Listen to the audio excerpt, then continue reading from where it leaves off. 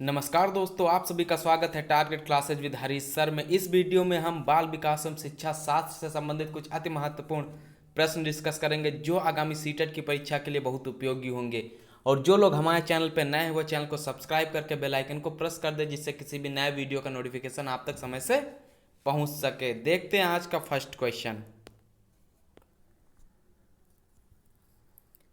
First question दिया हुआ है, कक्षा में जो विद्यार्थी प्रश्न पूछते हैं, यानी कक्षा में कुछ विद्यार्थी होते हैं जो अक्सर प्रश्न पूछते रहते हैं, तो उनके लिए आप क्या करेंगे। कक्षा के बाद शिक्षक से मिलने की सलाह दी जाए, कक्षा चर्चा में भाग लेने के लिए प्रोत्साहित किया जाना चाहिए, लगातार प्रश्न पूछने के लिए प्रोत्साहित करना चाहिए, या स्वतंत्र रूप से उत्तर ढूंढने के लिए प्रोत्साहित करना चाहिए। कक्षा में जो विद्यार्थी प्रश्न पूछते हैं उन्हें क्या करना चाहिए, लगातार प्रश्न पूछने के लिए उनको प्रोत्साहित करना चाहिए। यानी कक्षा शिक्षण के दौरान विद्यार्थी के प्रश्न पूछने पर उसकी उत्सुकता को शांत करने के लिए शिक्षक को उसकी समस्याओं का समाधान करना चाहिए तथा छात्र को विषय वस्तु संबंधित सार्थक प्रश्न पूछने को प्रोत्साहित करना चाहिए, ताकि विषय से संबंधित शिक्षण में उसकी रुचि बनी रहे तथा अधिगम बिना अवरोध के सतत रूप से चलता रहे। तो इसका राइट आंसर होगा ऑप्शन सी। नेक्स्ट क्वेश्चन देख लेते हैं। शिक्षा की किंडरगार्टन पद्धति का प्रतिपादन किया, यानी शिक्षा की जो किंडरगार्टन पद्धति है उसका प्रतिपादन किसने किया, तो यह प्रतिपादन किया था फ्रॉवेल महोदय ने। तो इसका राइट आंसर होगा सी ऑप्शन। इससे रिलेटेड कुछ फैक्ट देख लेते हैं, ये क्वेश्चन इंपॉर्टेंट है, एग्जाम्स में आता है अक्सर। मनोवैज्ञानिक फ्रॉवेल ने 1840 में जर्मनी में पहला किंडरगार्टन विद्यालय खोला, यानी कहाँ पे इन्होंने पहला विद्यालय खोला था किंडरगार्टन का, जर्मनी में, तथा किंडरगार्टन पद्धति का प्रतिपादन भी किया था। किंडरगार्टन का अर्थ है बच्चों का बगीचा, इसका अर्थ कभी कभी पूछ लिया जाता है। तो किंडरगार्टन का अर्थ क्या होता है, बच्चों का बगीचा होता है। अर्थात फ्रॉवेल के अनुसार बच्चे उद्यान में स्थित नर्सरी की तरह होते हैं। जैसे नर्सरी की अच्छी तरह देखभाल से छोटे पौधे स्वस्थ बनते हैं, उसी तरह बच्चों की देखभाल से उनका मानसिक एवं शारीरिक स्वास्थ्य का विकास होता है। नेक्स्ट क्वेश्चन देखते हैं। एक अभिभावक आपसे विद्यालय में मिलने के लिए कभी नहीं आता है, तो आप एक शिक्षक होने के नाते आप क्या करेंगे। यदि कोई अभिभावक विद्यालय में मिलने कभी नहीं आता तो आप शिक्षक होने के नाते क्या करेंगे। बच्चे की उपेक्षा करेंगे, अभिभावक को लिखेंगे, आप स्वयं उनसे मिलने जाएंगे, बच्चे को दंड देना शुरू कर देंगे। तो उसके लिए आप क्या करेंगे, आप स्वयं उनसे मिलने जाएंगे। एक अध्यापक होने के नाते स्वयं मिलने जाएंगे। यानी यदि छात्र का अभिभावक विद्यालय में किसी कारणवश शिक्षक से मिलने नहीं आता है तो शिक्षक को चाहिए कि वह स्वयं अभिभावक से मिलने उसके घर जाए तथा छात्र से संबंधित समस्याओं पर अभिभावक से वार्तालाप करें। यानी जो जो समस्याएं हैं छात्र की, उनसे संबंधित समस्याओं की चर्चा अभिभावक से करें, यानी उनकी समस्याओं को जानने का प्रयास करें। नेक्स्ट क्वेश्चन देख लेते हैं। श्यामपट्ट को शिक्षण सामग्री के किस समूह के अंतर्गत किया जा सकता है, यानी श्यामपट्ट जो है उसको शिक्षण सामग्री के किस समूह के अंतर्गत रखा जा सकता है। श्रव्य साधन, दृश्य साधन, दृश्य श्रव्य साधन, या इनमें से कोई नहीं। तो इसका राइट आंसर होगा दृश्य साधन। इसका राइट आंसर कौन सा होगा, दृश्य साधन। वहां पे सी ऑप्शन नहीं टिक आउट करना है, ये गलत होगा, ये ध्यान रखिएगा। दृश्य साधन इसका राइट आंसर होगा। वे साधन जिसमें बालक की दृश्य ज्ञानेंद्रिय यानी आंख प्रेरित होती है वे दृश्य शिक्षण सामग्री कहलाते हैं। जैसे श्यामपट्ट, मानचित्र, रेखाचित्र, मॉडल आदि, ये सब किसके अंतर्गत आएंगे, ये सब दृश्य साधन के अंतर्गत आएंगे। नेक्स्ट क्वेश्चन है, निम्न में से कौन शिक्षण कुशलता से संबंधित है, यानी शिक्षण की कुशलता से कौन संबंधित है ये बताना है। श्यामपट्ट पर लिखना, प्रश्नों को हल करना, प्रश्न पूछना या उपरोक्त सभी। तो इसमें से कौन शिक्षण की कुशलता से संबंधित है? श्यामपट्ट पर लिखना, प्रश्नों को हल करना, प्रश्न पूछना, ये सभी शिक्षण कुशलता से संबंधित हैं। तो इसका राइट आंसर होगा ऑप्शन डी। नेक्स्ट क्वेश्चन देखते हैं।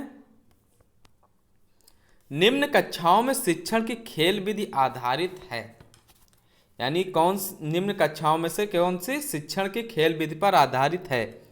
शारीरिक शिक्षा कार्यक्रमों के सिद्धांत पर, शिक्षण की विधियों के सिद्धांत पर, विकास एवं वृद्धि के मनोवैज्ञानिक सिद्धांत पर, या शिक्षण के सामाजिक सिद्धांत पर। तो यह आधारित है विकास एवं वृद्धि के मनोवैज्ञानिक सिद्धांत पर।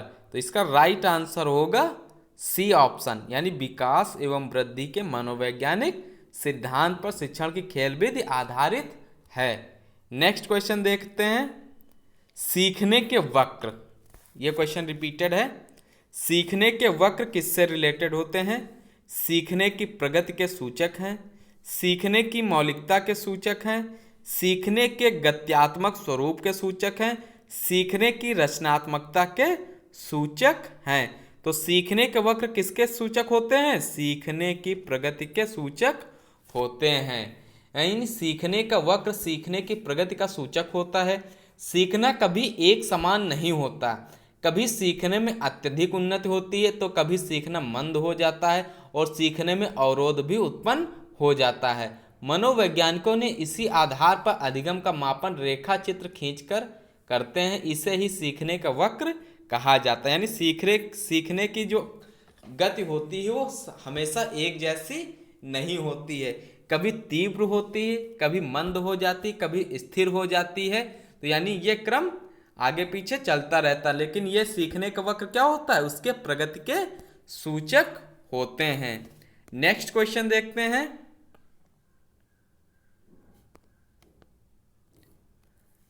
प्रधानाध्यापक या वरिष्ठ शिक्षक के लिए विद्यालय में कौन सी नेतृत्व शैली बेहतर है?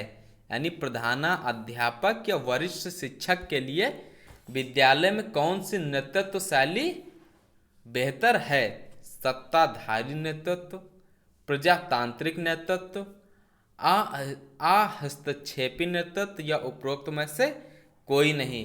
तो इसके लिए प्रधानाध्यापक या वरिष्ठ शिक्षक के लिए कौन सी नेतृत्व शैली बेहतर है? प्रजातांत्रिक नेतृत्व। एक प्रधानाध्यापक या वरिष्ठ शिक्षक के लिए विद्यालय परिसर में प्रजातांत्रिक नेतृत्व शैली का होना अति आवश्यक है, जिस कारण से छात्रों में सुरक्षा की भावना बनी रहती है और उनका अधिगम सुचारू रूप से चलता रहता है तथा विद्यालय के क्रियाकलापों के सफल संचालन में अपने सहयोगियों तथा अधीनस्थ कर्मचारियों की सहायता प्राप्त करने में कठिनाई नहीं होती है। और वर्तमान में शिक्षा कैसी है?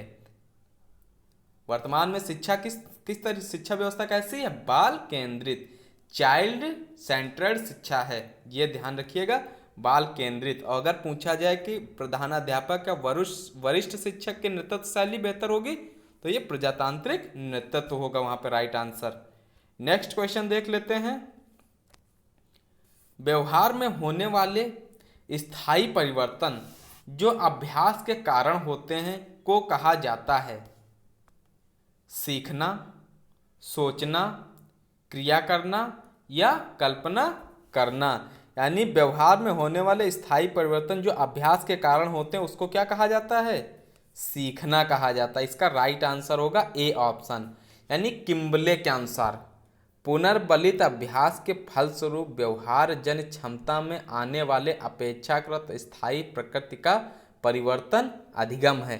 अगर पूछ लिया जाए पुनर्बलित अभ्यास के फलस्वरूप व्यवहार जन क्षमता में आने वाले अपेक्षाकृत स्थायी प्रकृति का परिवर्तन अधिगम है, ये किसने दिया है?